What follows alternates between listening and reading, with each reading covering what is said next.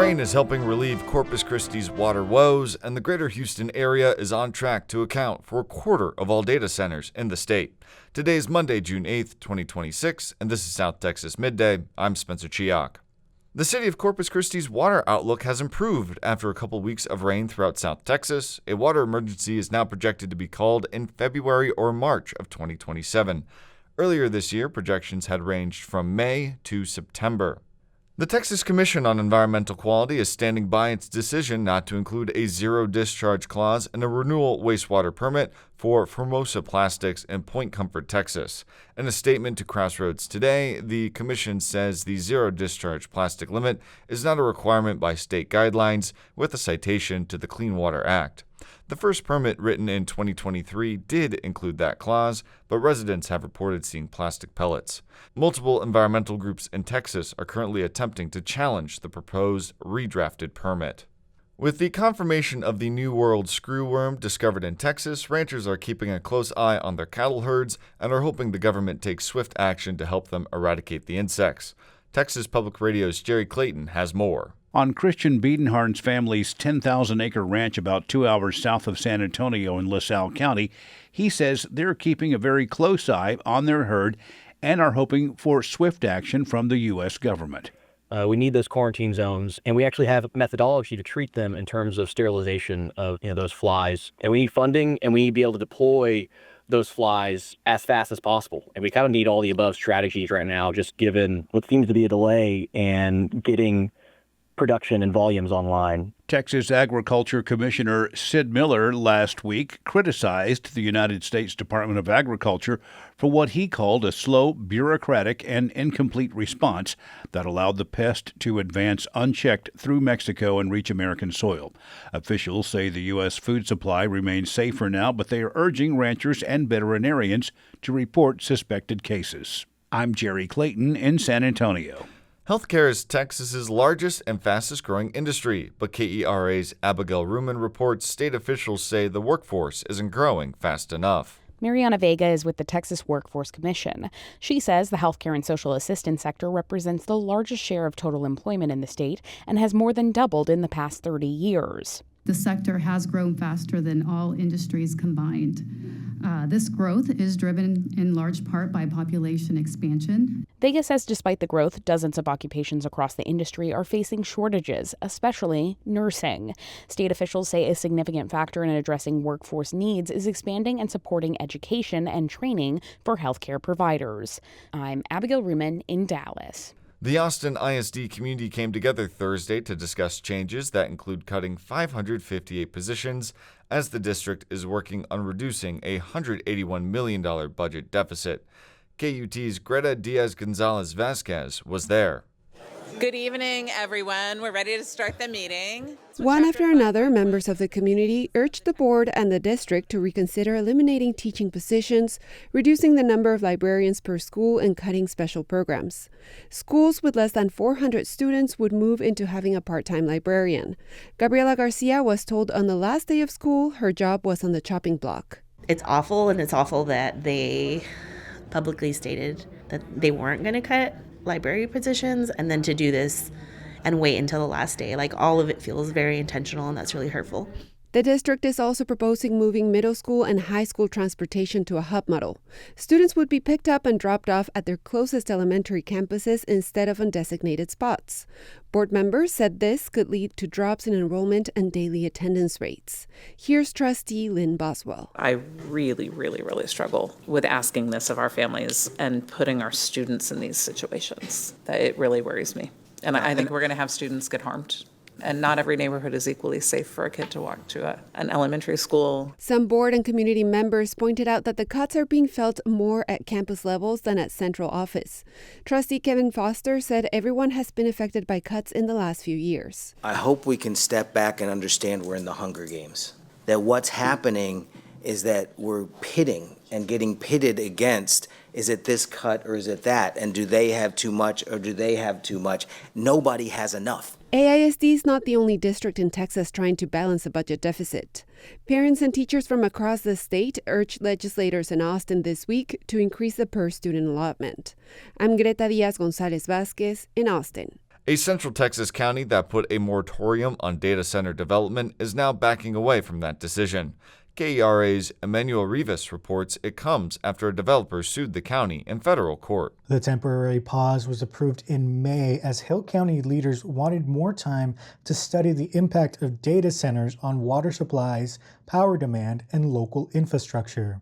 But the developers sued, arguing such a ban was illegal in Texas. Commissioners unanimously voted to repeal the moratorium Thursday, citing concerns about potential liability.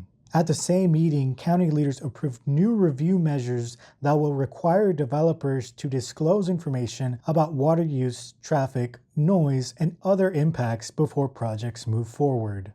I'm Emmanuel Rivas in Dallas. Texas is poised to become the world's largest data center market in the next 4 years, according to the Data Center Coalition. But the vast expansion of data centers in the state has drawn growing concerns among some residents and elected officials in suburban areas. Houston Public Media's Melissa Inahe reports on how one Fort Bend County community is responding.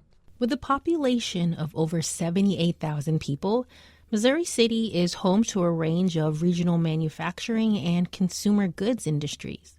It's part of a county that's expected to reach 1 million residents in the next couple years, transforming from a once small suburban town to a growing hub for new residents and businesses. Officials there have recently passed new zoning regulations affecting industrial businesses like storage, warehouses, and concrete batch plants. But one measure in particular requires any newly proposed data centers to disclose potential energy and water usage before they can be approved for a building permit. Speaking at a recent City Council meeting leading up to the vote, Development Services Director Jennifer Thomas Gomez says the new zoning amendment doesn't prohibit data centers from being built. This gives us actually proactive ability to create the standards that we want to see for locations within the city of where they would be appropriate, whether it's protection from a utility standpoint, from a design standpoint, from an adjacency standpoint. It allows us to be proactive in that process. Currently, no data centers exist within Missouri City.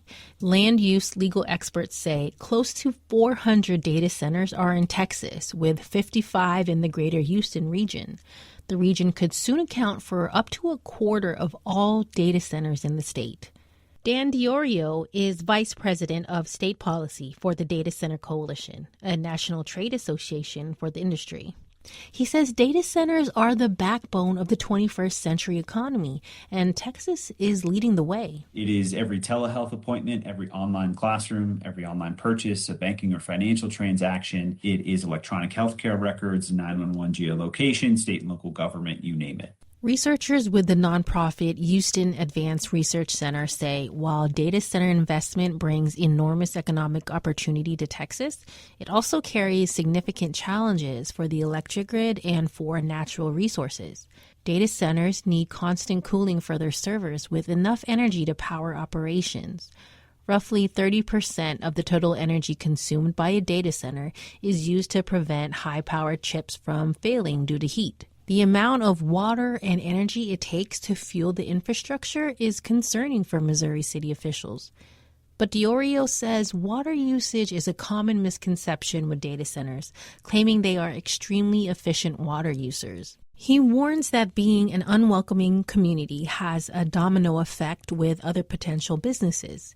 He says the data center industry has already contributed over $3 billion in state and local tax revenues in the past 3 years. I think what's key in these conversations is you don't want to impose punitive or unachievable restrictions that ultimately drive development out. Data centers create significant business ecosystems around them. University of Houston computer engineering professor Harish Krishnamurthy says daily human habits contribute to the need for massive modern facilities that store data and power artificial intelligence training centers. The typical data centers, their main duty is like when you send out a request, for an image or you want to store something as an email or all these would go and sit in some data centers. The limitation of how much we can do with AI now It is basically with respect to the infrastructure. Krishnamurti says hyperscale larger data centers in the future are going to need a few million gallons of water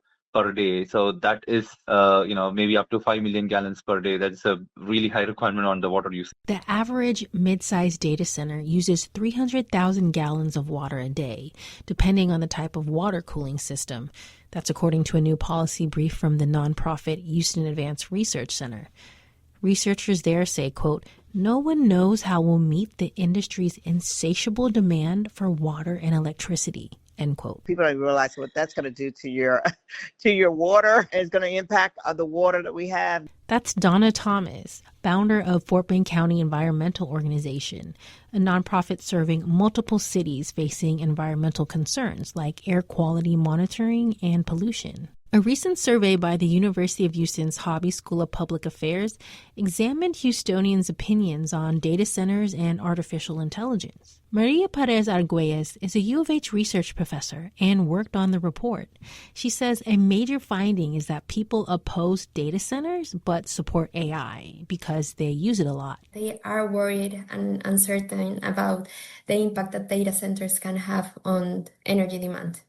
The grid, as we know, is already having high demand, especially with our long summers and with other natural disasters that may put an extra strain on it. Back in Missouri City, the new zoning regulation will require public hearings before any new data center can be approved for a special use permit. Both the City Council and the Planning and Zoning Commission will consider how the data center and other industrial facilities will affect traffic, noise, and the environment. In Fort Bend County, I'm Melissa Nahe. Lastly, the NBA Finals continues tonight. The San Antonio Spurs will look to get into the win column at Madison Square Garden in New York City. The Knicks currently have a 2-game lead over the Spurs, with both wins coming in San Antonio last week. Tip-off is at 7:30. This has been South Texas Midday. I'm Spencer Chiak. Your community arts calendar and more is on its way next.